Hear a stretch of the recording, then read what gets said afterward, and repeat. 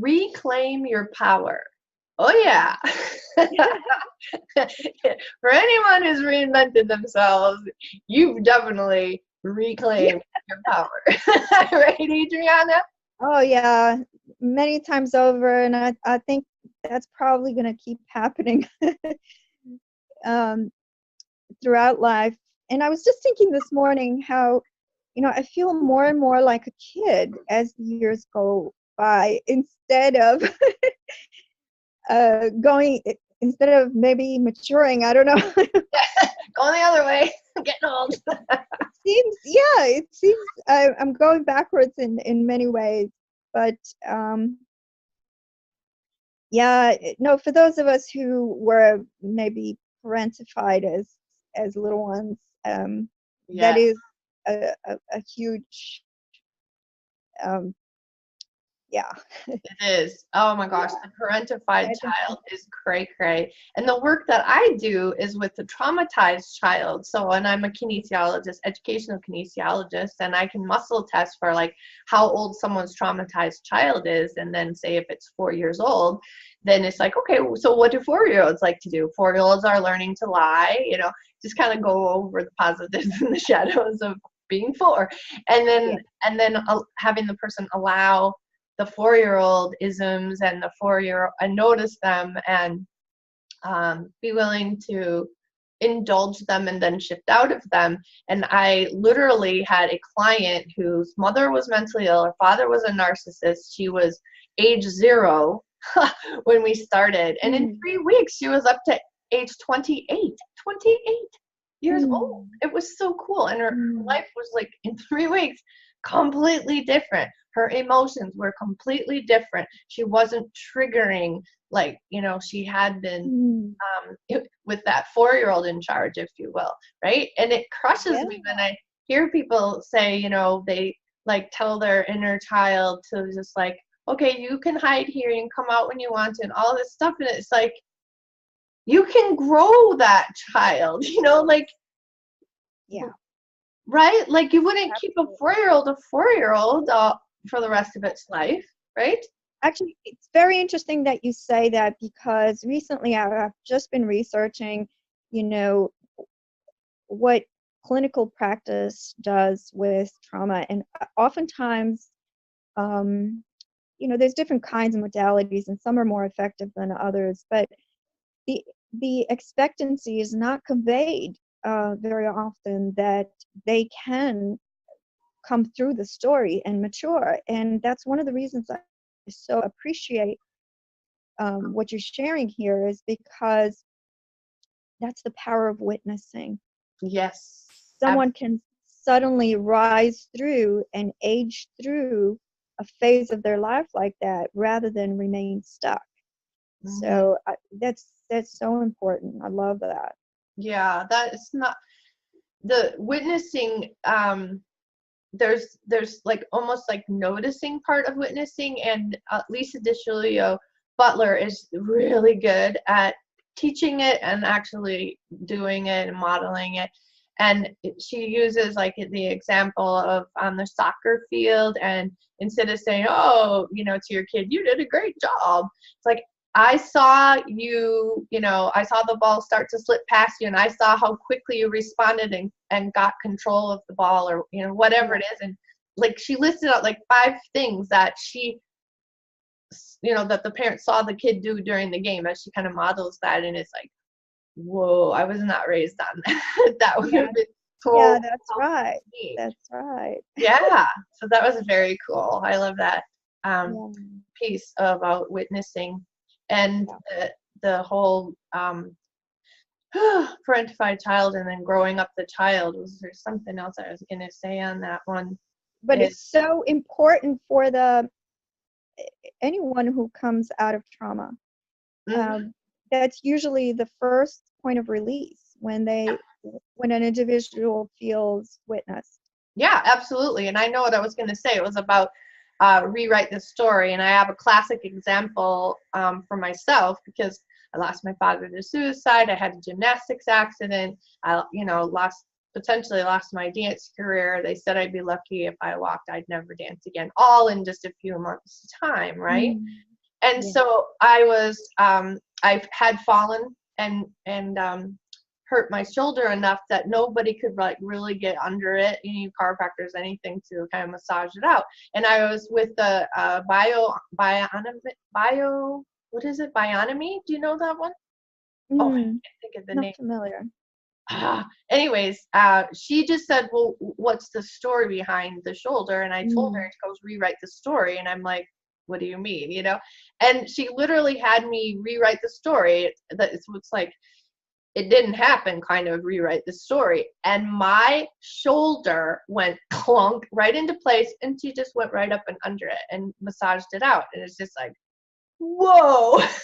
Yeah. So it's not about denying what really happened. It's just an exercise to rewrite the story the way you chose to have it happen, right? Because we focus on what didn't go right. This is about focusing on, hey, it did go right. Look at that story. It's just amazing. And so with the growing up the traumatized child, I have people they're complaining like, my mom didn't do this, that, next thing. And it's like, okay, so when the child that your traumatized child is having a meltdown or whatever, be the mom to that child, to you at that age that you wanted to have, right? That you I love that. Yeah. to have. Yeah. And that's everything. And then Absolutely. they learn how to parent themselves. I'm cold, put on a sweater, you know? I'm feeling overwhelmed. A lot of times they don't even like notice, you know, they're getting overwhelmed till they're overwhelmed. You know, getting depressed till they're depressed. So catching things early on and knowing the next thing to do. Like for me, noticing overwhelm, then it's like, okay, go for a walk, because I noticed that that's the thing that really pulls me out, right? Yes. Isn't that cool? Absolutely. Absolutely. And a lot of what you just shared, is very relevant, for example, for folks who come out of toxic family relationships, because they were forced to raise themselves. Yes. That's the only choice they were left with. So, and sometimes some of the habits that they pick up are not really healthy anyhow. And this is where, granting permission, like your friend who stepped in and showed you that you can rescript your story, is so impactful, because we don't realize we have those choices. Right. And part of reclaiming our power is that self-parenting portion, and I cannot overestimate how important that is. Yeah, it's important to have a guide for sure. Yes, absolutely. Yep. Yeah. Cool. Yeah, it's orthobionomy. So she was an orthobionomist. I got you. Okay. And they look at the patterns of the body. And so like if this side's kind of pulling up and this side's more loose, then they kind of like balance it out. They're very in tune with the stories that we hold in ourselves, so to speak. Very cool work. All right. So practice self-compassion. So what is something that like you do to practice self-compassion? Well, yeah, that is something that I really live by. There came a point in my life where I really needed to forgive myself. And I'm not really using the word forgive in a traditional sense, but to be able to say, things that have happened to me have happened out of my control, at an age when I didn't get to stop. I didn't have the power to stop a lot of incidents from happening. And so being able to sit with those experiences, it was the beginning of self-compassion for me. And to be able to say, here's an example, okay? I was in my 20s and I was assaulted. And I remember at the time while the incident was happening, thinking it was as if I became very aware of the part of me that was witnessing. And that witness said to me, not in literal words, but this was as close as I can translate, the sense of, I want you to remember this, and I want you to know you will be safe.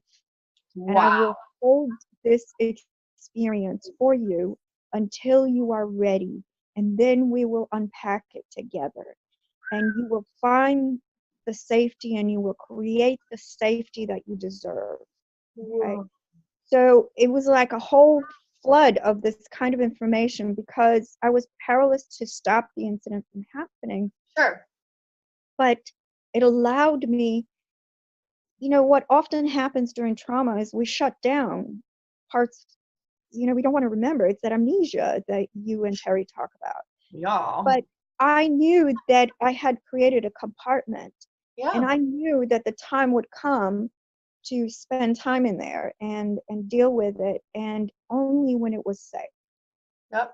And so for a time, which was only a matter of weeks for me at that point, I just focused on my body, and my body feeling grounded again, Nice. and made new choices and treated my body with compassion until I could go in and love every other component and restore a sense of safety and trust. Yeah. Because for trauma victims, that's huge. It's like our parts of ourselves say, if you could allow this to happen, what else can happen to you? And Exactly. the Exactly. body doesn't know, or the mind doesn't know to feel safe until we provide that. And Yep. every day I would get up and say to myself, okay, this was such a horrible thing that happened, but I'm gonna make it another 24 hours. And then at the end of this 24 hours, I will have put one more day between myself and this experience. And Yeah. every day, that was the agreement and the conversation I had. Yeah. One more day, one more day, one more day. And then I had created new history. Yep. So that history was a history of self-trust and Mm-hmm. safety. Yep. And then 6 months went by, and I could say, well, I no longer need to allow these thoughts to invade me, because I don't live in that reality. I live in this reality. Mm-hmm. That's self-compassion. Nice. Yeah. Beautifully said. Love it. That's so cool. Hug. So beyond that point, it is the work of living deliberately. Mm-hmm. And, I had to restructure a lot of things in my life. That incident happened in my 20s, and living deliberately means increasing awareness of, situational awareness, Right. and uh, boundaries, and awareness of who objects to new boundaries and who embraces them. And of course, the company that we keep. Mm-hmm. Um, because in my experience, unlike with others, um, I've more often than not had trauma from people that I knew rather than people I didn't know. So that was an ongoing work for me to be mindful of boundaries, and it's taken me a number of years to understand living deliberately within my life. And Right. it's interesting, when I work with clients, they say to me, I can't, this deliberate stuff, it's not a realistic lifestyle, because I can't be constantly thinking about what I'm doing. It's too much work. It's draining. Yeah. But Human neurology. actually, the way life works out is living by default is far more draining, because what that leaves us with is we're at the mercy of everyone else's drama. Yep. Oh How yeah. exhausting is that? Yeah, right? The other thing that popped for me, Adriana, is I don't know if you've read the book Outlander or been watching the series. The one where, well, spoiler alert, It's a great show. was a rape, and the person was in her power, like all her life. She never lived a powerless life until that Mm. moment. Mm. And her thing is, I should have fought harder. And so the guy that's with her takes her hands and won't let her go. And, you know, okay, try to get away. And like, and she tries, and he wraps his arm around her, and then she's really, you know, not able to get away. And then, you know, and he worked her through that to show her the more you struggled, the Yeah. tighter grip he would have had on you. Like, no, you couldn't have gotten away. And it had to, he couldn't tell her. It had to click off in her mind, and in a more sensory way was amazing. Yeah. Just amazing to observe. Reminds me of the Starting Over house. You can find those videos out on YouTube, and they had like two life coaches and a psychologist, and 8 women in a house together. It's like fascinating work that they did, especially the one about 9/11. That was really cool. Yeah. Getting this girl to realize it's like you're not even getting to the center of mourning for yourself and for your mother, who she did live. It's very beautiful too. Absolutely. You know, that is interesting because what you're pointing to is that reclaiming our power means accepting our vulnerability Yeah, right? and our frailty. Yeah. And that's really the only way to find our inner voice and to realign Yep. with self-compassion Mhm. towards ourselves, because it until we're willing to accept our frailty and the brevity of life, we can't value our strengths. Yeah, right? And in our frailty is when we vibrate our authentic vibration, so that our real tribe, our soul tribe, can find us. It might be family, great, and I'm happy for you. Yeah, That's a luxury that a lot of yeah. people haven't. It is a luxury. It is a rarity in today's world. Mm-hmm. And I think the reason for that is that most families are not living in conscious relationship with one another. So, Yeah.